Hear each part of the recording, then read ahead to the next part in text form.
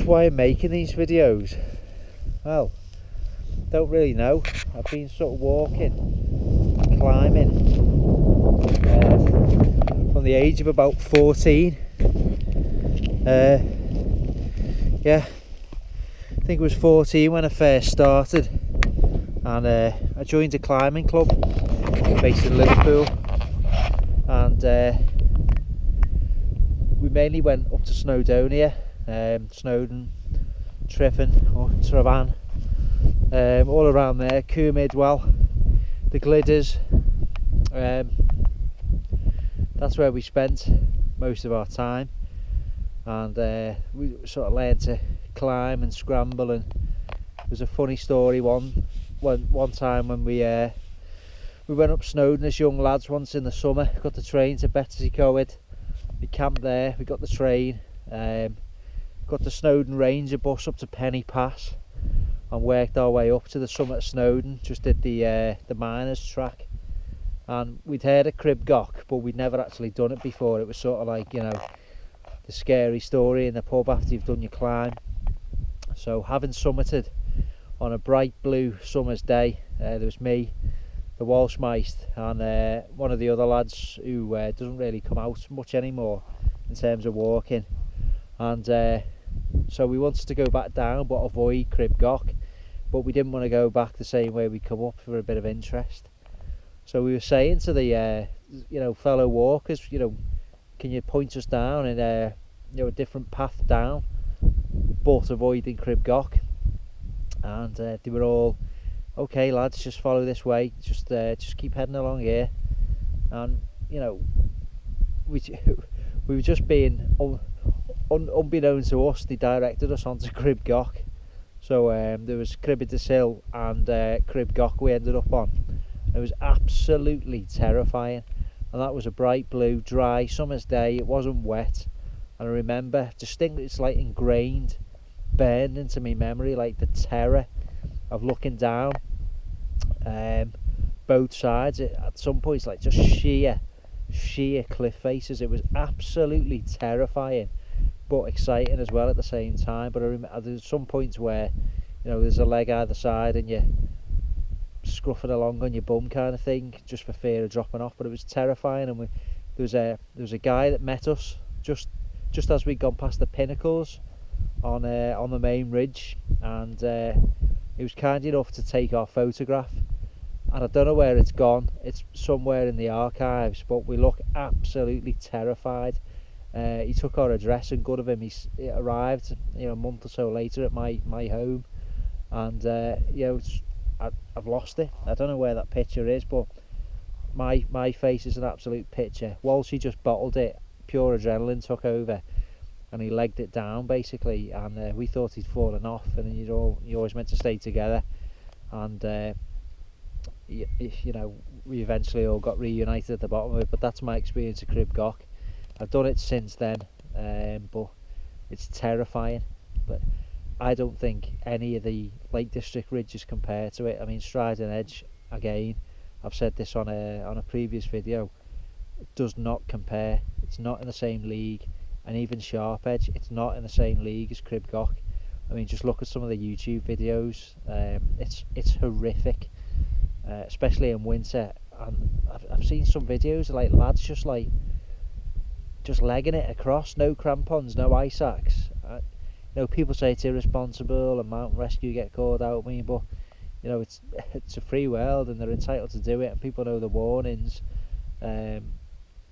So yeah, there's some great videos on that. I'm sort of going off at a tangent here, but yeah, I mean that's pretty much when my climbing and walking started, and I started buying my camping gear, and then this was the only reason, because I'm a grumpy sort of Victor Meldrew type character.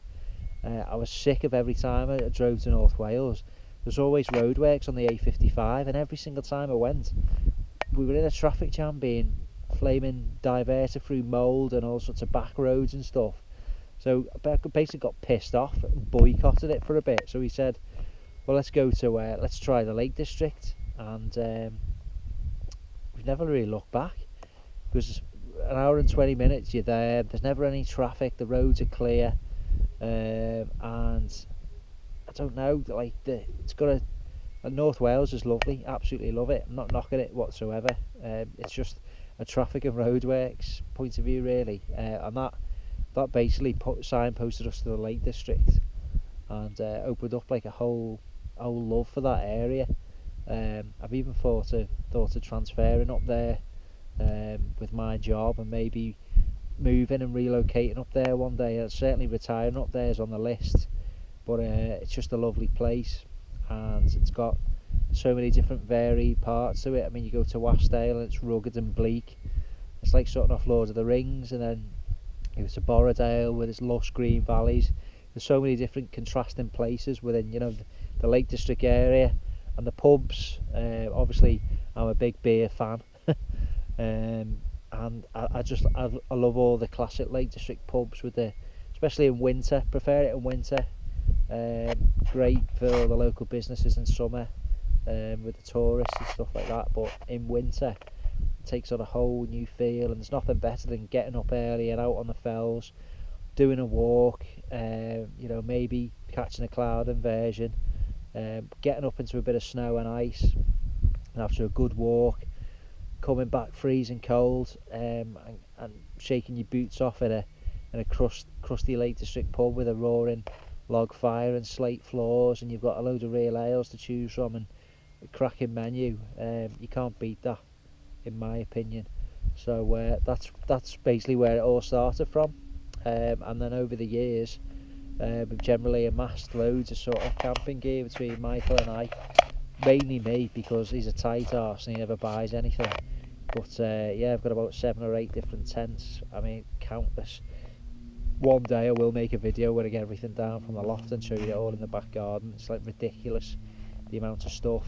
And then obviously, you know, you get older, you meet people, you end up getting married. You know, I'm married, I've got 2 kids now, and it's not as easy to justify disappearing every other weekend when you're working, you know, a full-time job as well, and you know, you've got to juggle things and get a good balance. So it's generally once a month. I'm quite lucky that I don't get any stick for doing that. So generally once a month I try and get out. But the videos, I've always had I've kept like a blog, not greatly up to date, but I've got like a Wainwright Walker's Notebook, which I've always filled in after every sort of walk, just as a log. And I think with the videos now, when we're sort of moving into well into the digital age, I think it's great to just have a little tiny GoPro like this and document these adventures and memories and in full HD. I enjoy editing the videos as well. I like having a play around with stuff, and I'm learning all the time. But I think it's great to, you know, look back when you can't get out, when you're maybe old and grey, and you know, God forbid, you know, you can't get out walking and stuff. It's good to have sort of like an archive of memories to look back over. It's always good when you know, when you've had a few glasses of wine, you can look back at you know, climbing up Flaming Jack's rake in the wet and scrambling over sharp edge and stuff like that. It's always a good laugh at, you know, barbecues or meals and stuff when you've got friends around. So that's why I do it, really. So this MCM Outdoor Show, yeah, it's a bit of a cheesy name, and I only called it a show to sort of give the impression that it's not just going to be a one-hit wonder. There's going to be loads of different videos coming all the time. Yeah, I mean, sort of learn as I go along, but I think we've got about 36 subscribers now, which it's been hard work to get that. You know, they're not all my mates by any stretch of the imagination. I haven't got 36 friends for a start. I've got about 3, and that's fine for me. But I've worked very hard for that, and I've spent hours and hours and hours editing the videos and taking the time to film it and shoving cameras in people's faces and pissing people off. But I really enjoy it. So as always, if you do like these videos, I really appreciate if you'd subscribe to the channel, and obviously hit the like button and let me know any feedback in the comment section. I always take the time to reply. Like I say, there's some channels which really, well, inspired me to start filming. It was was Hayes Outdoors. I love the style of the videos. The two lads on it sort of remind me to some degrees of myself and my mates. You know, they like all the different beers and the tasting notes and things like that. So once again, check that channel out, Hayes Outdoors. It's brilliant, very entertaining, easy to watch, and great filming and editing techniques. And another fella who's always giving us positive feedback. Don't know his proper name, but the YouTube channel is Mountain Mike, a guy from down south, Essex way. So hello Mike, thanks for all your kind comments on our previous videos. Great stuff which I've been seeing from yourself. You've got quite a few videos on your channel there, and they're all good. So it's good to see. Keep them coming. I hope you like this one as well. Let me know what you think in the comment section. I'll reply as usual. So yeah, we're just gonna. It's going to be a while before the sun sets, and that's enough. That's me speaking for 11 minutes. Hopefully you haven't hit the skip button already, but that's the deep and meaningful part of this video. I've had a great time so far. Little lightweight tent, tarp, cheap rucksack from Aldi, and you know, I've had a brilliant time so far. It's just going to get better as the sun sets and the stars start coming out. So I'll speak to you later on.